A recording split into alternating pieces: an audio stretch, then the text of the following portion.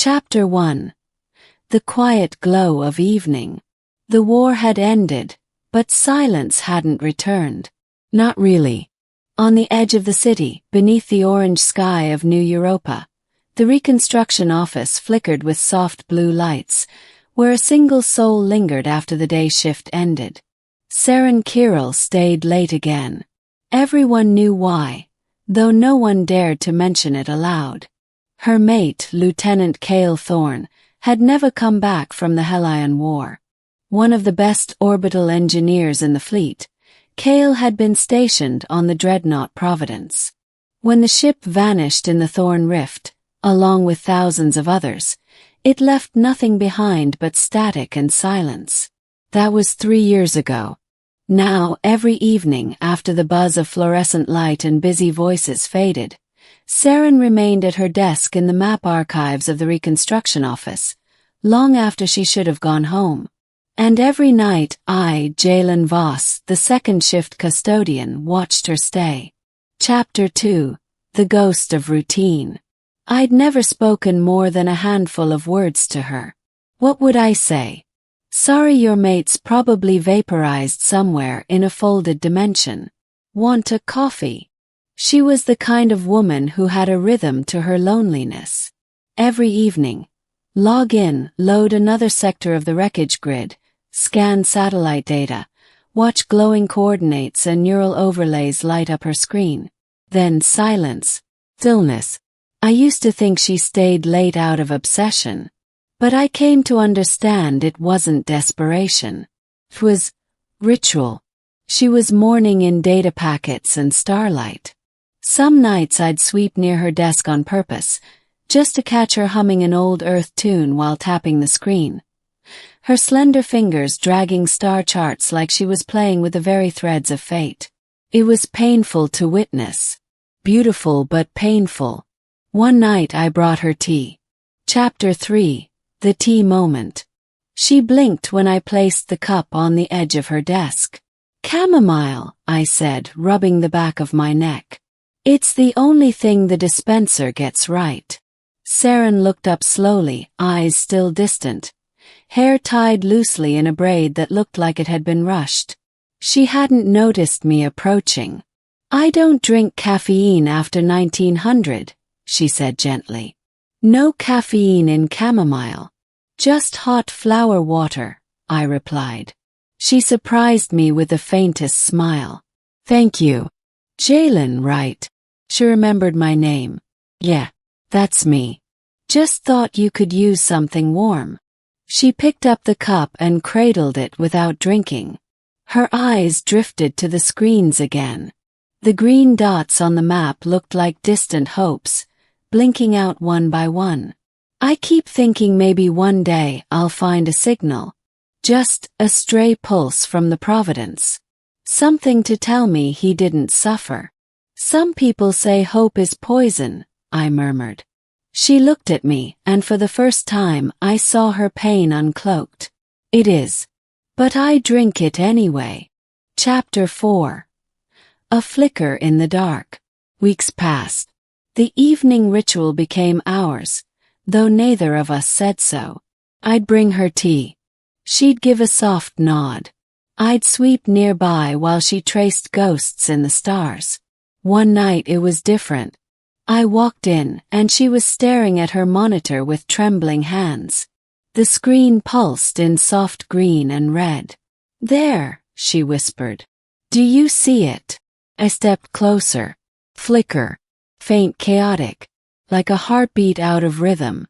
Telemetry from Sector 47X. We haven't scanned that quadrant since the ceasefire. There's something there. I looked at the code. I wasn't an engineer, but I'd worked long enough to recognize a distress ping. That's a signal. Encrypted. Old Coalition format.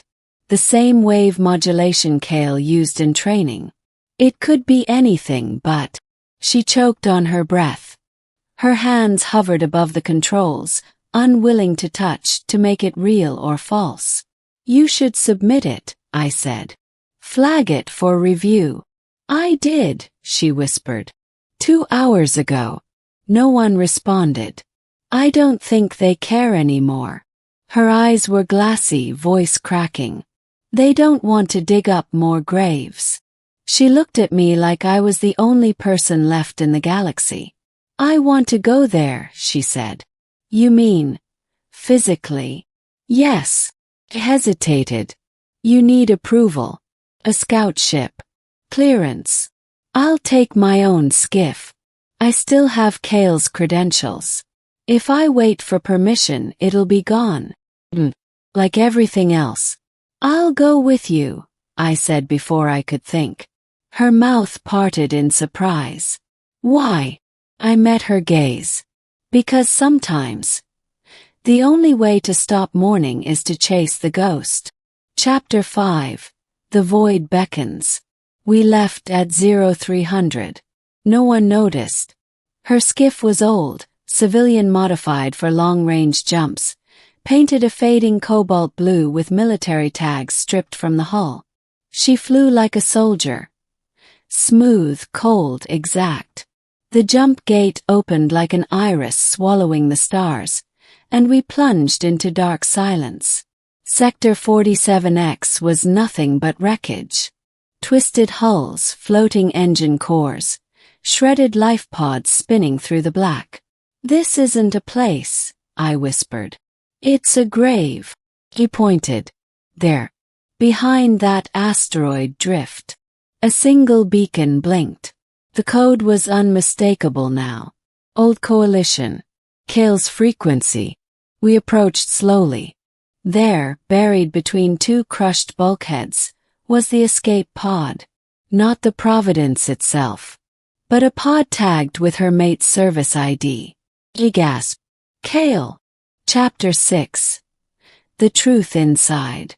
I helped her break the seal. Inside only one seat. One skeleton. Curled peaceful. Like sleeping. But the suit wasn't Kale's. Seren frowned, stepping closer, her hand shaking as she reached out to remove the cracked visor. It was a woman, not Kale.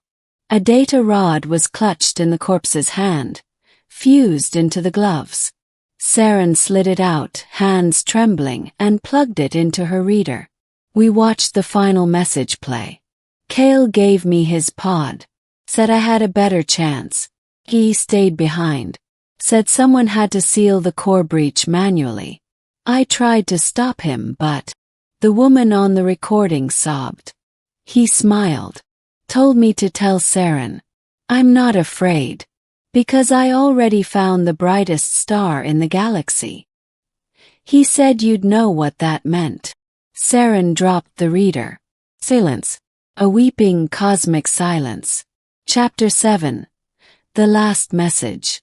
Back on the ship, she didn't cry. Not fully. She just stared out the viewport, hands folded, eyes reflecting galaxies she would never touch. He died so someone else could live, she said at last. I stood beside her, not speaking. That was always who he was. Selfless. Brave. But now it's real. He's gone. I'm sorry, I said. She looked at me. And I saw something I hadn't before. Relief. He's free now. And so am I. Chapter 8. Just to be near me. We returned to New Europa in silence. They debriefed her. Filed the discovery away. Labeled it closure. Non-anomalous. She stopped staying late. For a while I thought that would be the end. But one evening as I was packing up my shift, I saw her again. Seren stood by the tea dispenser. She held 2 cups. When I approached, she handed one to me. You said chamomile, right? Took it. Mile. You're off duty now, I said. I know. Then why are you here? She looked down, smiled faintly. Maybe. I stayed late tonight just to be near you.